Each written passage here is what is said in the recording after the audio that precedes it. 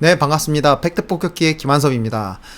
대한민국 축구 국가대표팀 홍명보 감독이 이끄는 대한민국 축구 국가대표팀이 요르단 원정과 그리고 힘든 상대인 이라크를 상대로 기분 좋게 2연승을 질주했습니다.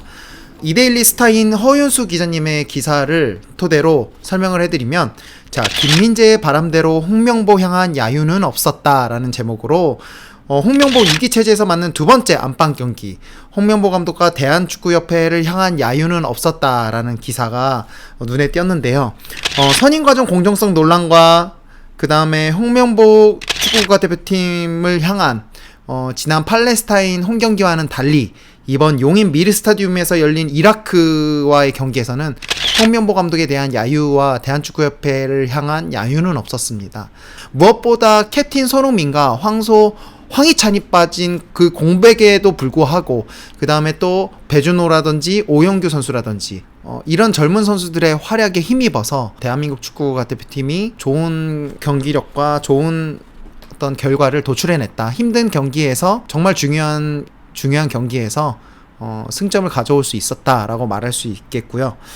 무엇보다 홍명보 감독에 대한 야유가 사라져서 상당히 이 부분이 눈에 띄었습니다. 대한민국 축구 국가대표팀이 요르단 원정을 가가지고 정말 좋은 경기력으로 상대를 완전히 제압하면서 이겼었고, 또 힘들 거라고 예상했던 이라크와의 홈경기에서 오세훈의 선취점으로 인해서 그렇게 따라갔지만 동점골을 내줬음에도 불구하고 굉장히 집중력 있는 골 결정력과 홍명보 감독과 선수들이 만들어낸 귀중한 3점이라고 생각이 듭니다. 대한민국 축구국가대표팀이 연승을 달린 영향이 있었을 수도 있겠지만, 김민재 선수가 팔레스타인전 이후에 붉은 악마를 향해 항의하는 듯한 제스처와 몸짓을 하기도 했었죠. 그래서 김민재의 항의가 어느 정도 팬들에게 영향을 준 건 아니냐, 그런 얘기도 있었습니다. 그래서 용인 미르 스타디움에서 경기가 끝난 이후에 홍명보 감독의 인터뷰를 들여다보면 대한축구협회와 홍명보 감독에 대한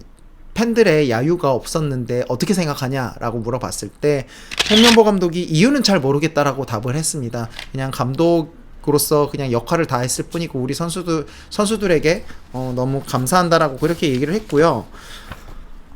또 하나 풋볼리스트 김희준 기자님의 기사입니다. 응원만 해주세요. 약속 지킨 관중들 경기 내내 야유 없이 열띤 응원이라는 제목으로 지난 홈경기와 다른 점은 관중들의 야유가 완전히 사라졌다는 점이죠.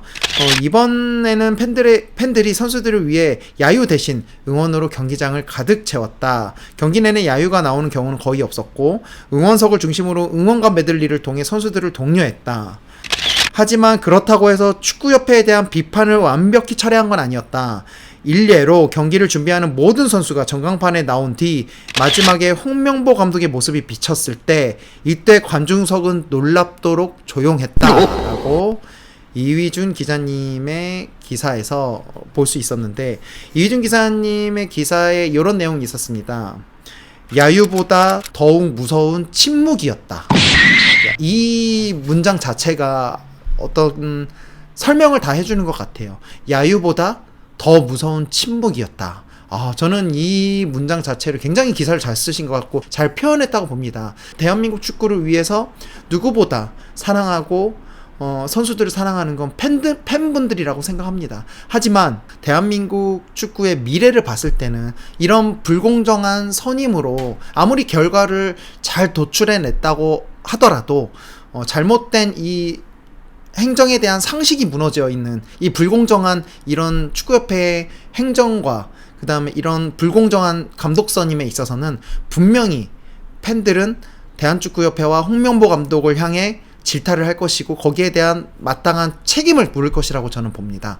물론 선수들을 응원하는 그 마음이 누구보다 뜨겁기 때문에 우리 선수들을 뜨겁게 응원했을 거라고 봅니다. 하지만 홍명보 감독이 전광판에 비춰졌을 때 어떤 야유도 안 하고 어떤 응원도 안 하지만 침묵했다라는 팬들의 그 모습을 지켜봤을 때 야유보다 더 무서운 침묵이었다.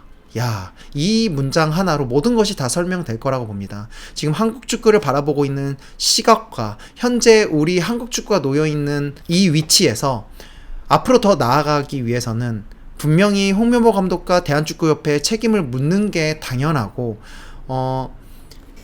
홍명보 감독이 어디까지 책임을 질지는 모르겠습니다. 하지만 불공정한 선임이었다는 게 문체부 감사로 드러났고요.